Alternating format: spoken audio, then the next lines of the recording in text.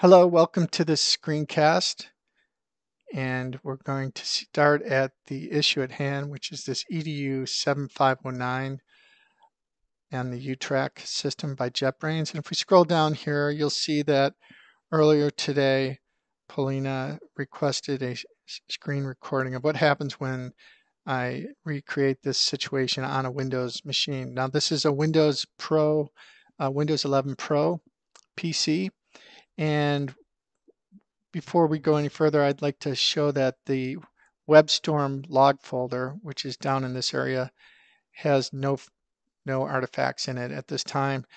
WebStorm is off. I've scraped and deleted all of those files. I've also confirmed that there are no IntelliJ IDEA sessions running.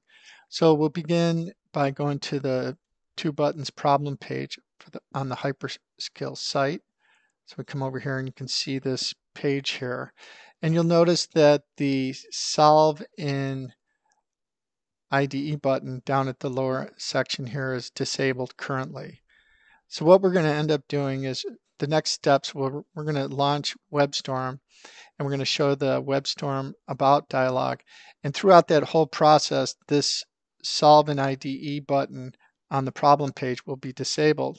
But once we return to that page, it will at some point later become enabled all by itself. So there must be some handshaking happening. Okay, so without further ado, let's start WebStorm. So WebStorm is coming up, and let's look at the About dialog. You can see some of the information here. And you can see the Solve in IDE button is still disabled. So let's go back to this page. And all I'm doing is I brought that page into focus, but I haven't touched anything. So after a little bit of time, yes, all by itself, the Solve in IDE button has become enabled. Now what we're going to do next is I'm going to click the Solve in IDE button.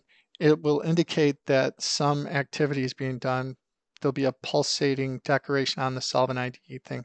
And then after 12 to 15 seconds, it will become re-enabled, but nothing else will have changed. So let's go ahead and we'll click this Solve in IDE button.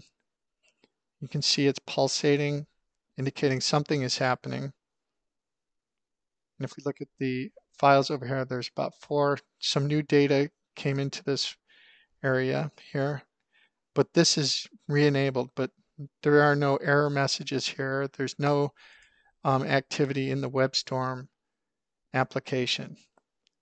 So that's about it. That's all I wanted to show you.